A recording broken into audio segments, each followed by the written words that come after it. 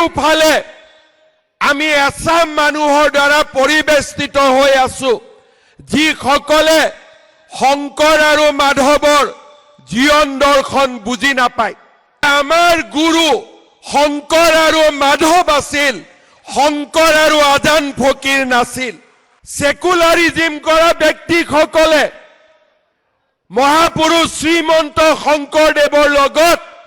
আজান ফকীৰক সংলগ্ন কৰে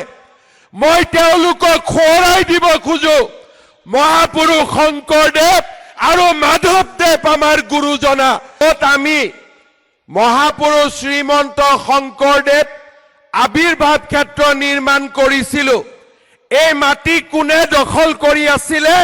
অচিনাকি মানুহসকলে এই মাটি দখল কৰি আছিলে আপোনালোকে ভাৰতীয় জনতা পাৰ্টিক দায়িত্ব দিছিলে যে এই অচিনাকি মানুহসকলক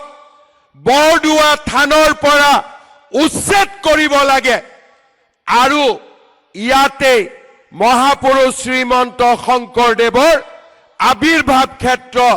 নিৰ্মাণ হ'ব লাগে আজি আমি আপোনালোকক জনাবলৈ পাই আনন্দিত যে অকল অসমৰ ভিতৰতে নহয় দেশৰ ভিতৰতে এখন অত্যন্ত আধ্যাত্মিক দৃষ্টিভংগীৰে নিৰ্মাণ কৰা আজি মহাপুৰুষ শ্ৰীমন্ত শংকৰদেৱ আবিৰ্ভাৱ ক্ষেত্ৰ কেন্দ্ৰীয় গৃহমন্ত্ৰী ডাঙৰীয়াৰ কমলৰে উদ্বোধন কৰা হ'ল এই আবিৰ্ভাৱ ক্ষেত্ৰত আমি সকলোৱে আহি মহাপুৰুষ শ্ৰীমন্ত শংকৰদেৱৰ মাধৱদেৱৰ জীৱন সাধনা আৰু তেওঁলোকৰ দৰ্শনৰ ওপৰত আমি আলোচনা কৰিম আৰু অসমীয়া জাতিৰ এক মেৰুদণ্ড আমি এই বটদ্ৰৱা থানৰ পৰাই নিৰ্মাণ কৰিম মোক কোনোবাই সুধিছে এই আবিৰ্ভাৱ ক্ষেত্ৰত প্ৰৱেশ কৰিবলৈ কিবা মাচুল লাগিব নেকি মই অসমৰ ৰাইজক জনাব খোজো বৰদোৱা থানলৈ অহা প্ৰতিগৰাকী ব্যক্তিয়ে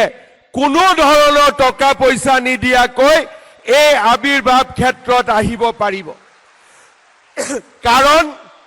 আমি বিচাৰো যে আমাৰ জাতিয়ে আমাৰ জাতিটোক জীয়াই ৰখাৰ সংকল্প এই আবিৰ্ভাৱ ক্ষেত্ৰ এই বৰদোৱা থানৰ পৰাই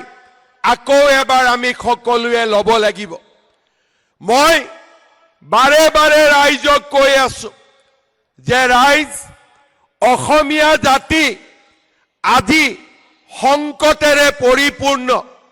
চাৰিওফালে আমি এছাম মানুহৰ দ্বাৰা পৰিবেষ্টিত হৈ আছো যিসকলে শংকৰ আৰু মাধৱৰ জীৱন দৰ্শন বুজি নাপায় কেইদিনমান আগতে মই ভাৰতীয় জনতা পাৰ্টিৰ কাৰ্যনিৰ্বাহক সভাত কৈছিলো যে আমি সাৱধান হ'ব লাগিব আমি সকলোৱে বুজি পাব লাগিব যে আমাৰ গুৰু শংকৰ আৰু মাধৱ আছিল শংকৰ আৰু আজান ফকীৰ নাছিল আজি আমাৰ সেকুলাৰিজম কৰা ব্যক্তিসকলে মহাপুৰুষ শ্ৰীমন্ত শংকৰদেৱৰ লগত